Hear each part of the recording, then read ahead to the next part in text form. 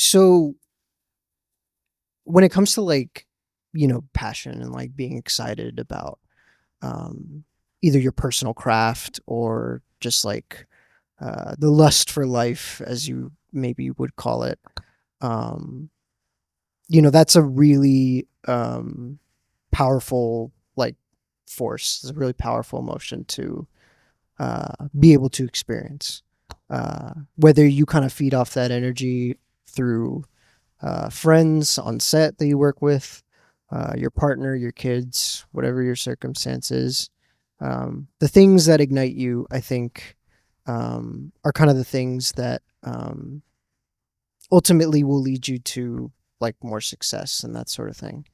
Um, and that ultimately fuels your work. That fuels everything else. At least as artists go, I think we're all sort of like products of our environment in a sense. And passion kind of plays a big role in it. When you're feeling on top of the world, when you feel like you've achieved all these different things, when you're in a hot streak of work, for example, in the film industry, passion's riding high. But recently I had a thought of I thought back to some feelings that I had a few years ago. I was like pretty heavy into burnout, and the passion for filmmaking, or the sort of lust for life, as you can call it, wasn't necessarily there for me anymore. Um, and I took a long look at my situation, my life, and I wondered what the happened. Spoiler alert: worked out okay. I'm here. We've got cameras, lights. I still work actively as a cinematographer. So we're doing okay now. But um, how did I feel during that process? What was kind of my headspace like? You know, um, I kind of want to talk about that. Kind of that falling out of love with the craft, falling out of passion uh, with the craft. So let's get into it. Good morning. Welcome to the show. Not to start it out on such a pessimistic note. Let's see applause. Navneen is in the room with me. She's here this time. As you can see, she's making sure my together. So if you see me looking in this general direction, that is producer Navneen. I will link her episode at the end of the show. But we're gonna get dark into this episode. So today, I wanted to talk about kind of my experience with burnout and sort of what happened there. So walk with me here for a sec. So it's 2023, right? Maybe like end of spring, early summertime. So think like between March and May. Strikes were kind of in full swing. I hadn't been working, I think, for a good, like, dare I say, 6 months. Like maybe my last job at that point was like mid late October. I hadn't worked since. Strikes were in full swing. There was sort of a big question amongst peers and other industry folks, like where the industry's going to head. And, you know, we're all products of our environment. I obviously, started to have that thought, and I started to wonder, like, where am I headed? None of my usual clientele or my usual directors who hire me aren't hiring me. What's going on? And I think a lot of people during that period of time were kind of making a mass exit. I know people that I started working with when I used to be in G&E.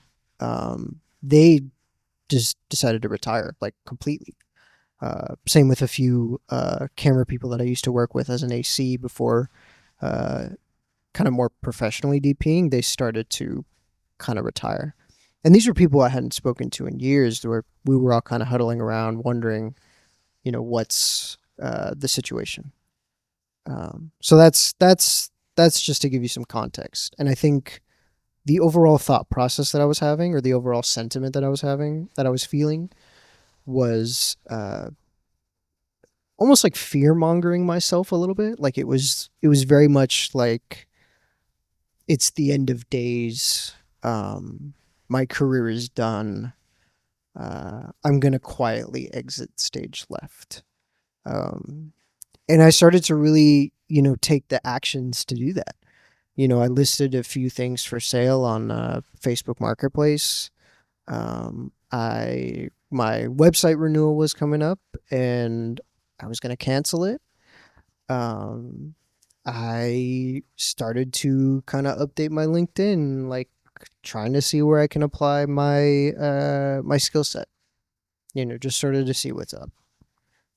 Started to work, just quietly doing a few things, a few like gig apps, like DoorDash, Instacart, that sort of thing. And I had been doing that for maybe a few months at this point. Um, and you're on your phone a lot, naturally. And there's periods where you're sort of waiting for orders to come in.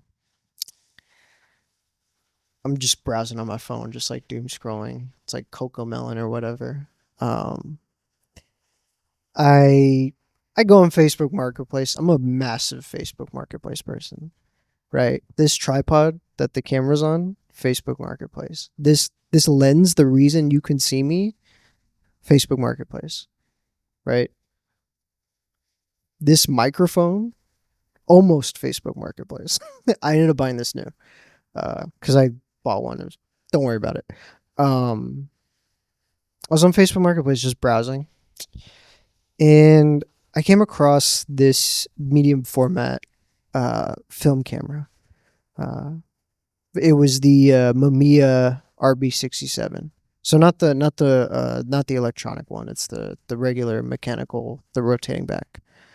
Um, I got it for like a really good deal, or I saw it for a really good deal. Um, and I had never done any film photography like in any capacity. Um, and I contemplated on that purchase for a while. Like I saved it, sat on it, and maybe waited like 2 days, and I was like, no, I gotta act on this. This is something I haven't experienced before. Like I need to. I felt like that itch of like I need to shoot on film. I got to try this at least. As like a last ditch effort to sort of save um this passion of mine. At least let me live vicariously through the camera. So I contacted the person. It was still available miraculously. And I went to pull the cash out of the ATM. I went to pick it up from her. This really talented photographer, and they were letting it go because they were going to move out of the country, I believe it was. So I got it for like a phenomenal deal. At least I felt like it was a phenomenal price in comparison to what other friends had got their cameras for. I felt pretty good about it. And honestly, to this day, of all the Facebook marketplace purchases I've made, which we'll get into another one in a minute, that was probably the like no bullshit. That was probably the saving grace of this negative sentiment about where my career was. I maybe shot, I don't know, like 50 rolls of film in the first like 4 or 6 months that I had it.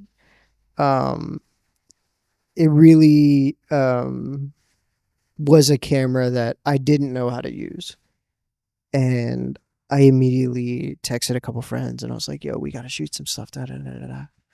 Um, and it felt like it was in the earlier days of my career where there's like this sort of uh you're almost naive and there's like a level of like innocence there, you know. um that is what I felt when I was shooting these photos. And like I hadn't felt this way like in years. Maybe like the last time was maybe like 6 years prior. And going back into like what I was saying earlier about passion, like it was a high that I didn't want to let go. And the next music video, kind of right after that, I remember being like, "Oh, let's shoot on film." I didn't know how to do that. So I personally rented a friend's SR2 and I like shot a roll. That was the most expensive, stupid thing that I ever did, but um, that kind of ultimately led to, I think, a bunch of different music videos that I shot on 16. I bought my Bolex a few months later, um, and I sort of realized that the thing that sort of caused that thought of like I'm not passionate about this anymore. For me personally, I think it stemmed from the fact that I wasn't challenged. And I think by allowing myself to be challenged and to let the work almost like shake me in a way and to almost be scared and be like, "Oh, I don't know what I'm doing." Like I think I need that fear and that challenge um to keep that passion alive. So that was, you know, maybe kind of an expensive way to do it, but it was a way to that I was able to reignite my love of the craft again, and started to it gets snowballed very quickly. I started to watch more movies, started to shoot more, started to challenge myself more. And I think if you're in a position of, you know, losing passion a little bit, maybe it's fading in some sense. Um, Maybe try to change it up a little bit, change up your workflow. Maybe, um, challenge yourself in the way that you light things. If you're like me, like a cinematographer, that could be something. Maybe challenge yourself with an idea of like a deck you want to put together or something if you're more of a director type. Um, I think challenging yourself is ultimately like the thing that will um, or could potentially reignite um, the lust for life or this passion for the craft. I don't know. My 2 cents. I'm just one dude. Hopefully, this is helpful to somebody if it resonates. I'll see you in the next one. Peace.